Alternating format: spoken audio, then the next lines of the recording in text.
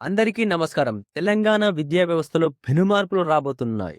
ఆకునూరి మురళి గారి నేతృత్వంలోని విద్యా కమిషన్ నిన్ననే సీఎం రేవంత్ రెడ్డి గారికి తన పూర్తి నివేదికను అందజేసింది. ఇందులో స్టూడెంట్స్‌కి, టీచర్స్‌కి ఈవెన్ పేరెంట్స్‌కి కూడా షాక్ ఇచ్చే పెను మార్పులున్నాయి. ఎంసెట్ రద్దు నుంచి పాస్ పర్సెంటేజ్ పెంపు వరకు అసలు ఈ రిపోర్ట్‌లో ఏముందో ఏ టు జెడ్ అన్నీ క్లుప్తంగా తెలుసుకుందాం.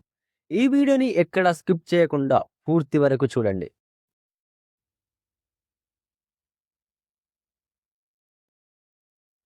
ముందుగా స్కూల్ ఎడ్యుకేషన్ గురించి చూస్తే నర్సరీ నుంచే సర్కార్ స్కూల్, ఇకపై అంగన్వాడీలను స్కూల్స్‌లో కలిపేసి ప్రభుత్వ పాఠశాలల్లోనే నర్సరీ, ఎల్‌కేజీ, యూకేజీలను స్టార్ట్ చేస్తారు.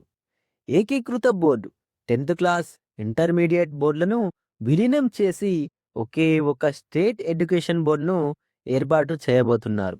ఇంగ్లీష్ మీడియం 1వ తరగతి నుండి 12వ తరగతి వరకు ఇంగ్లీష్ మీడియం కంపల్సరీ.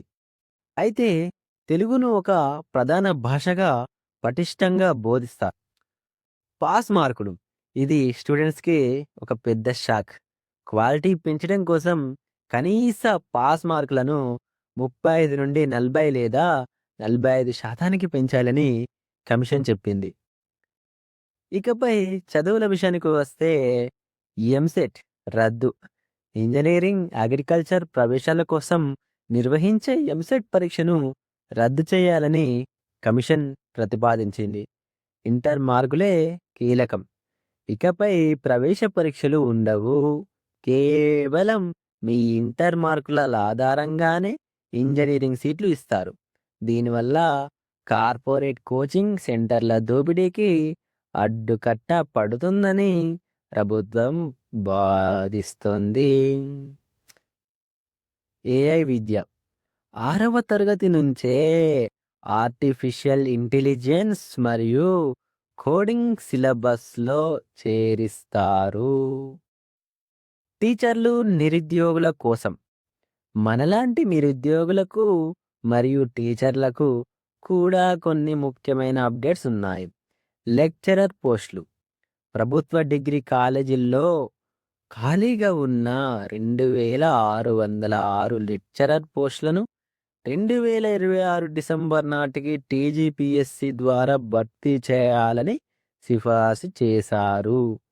జీతాల క్రమబద్ధీకరణ భవిష్యత్తులో వచ్చే కొత్త టీచర్ల జీతాలను మార్కెట్ ధరలకు అనుగుణంగా మార్చాలని సూచించారు.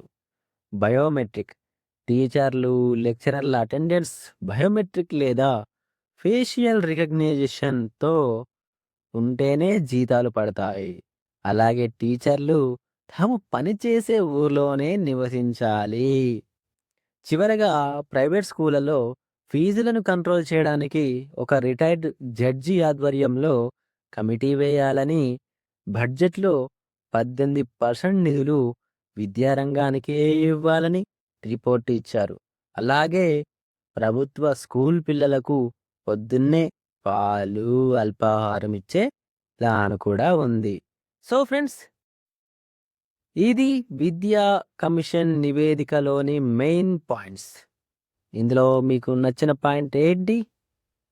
లేదా పాస్ మార్కులు 45% పెంచడం మీకు నచ్చిందా లేదా?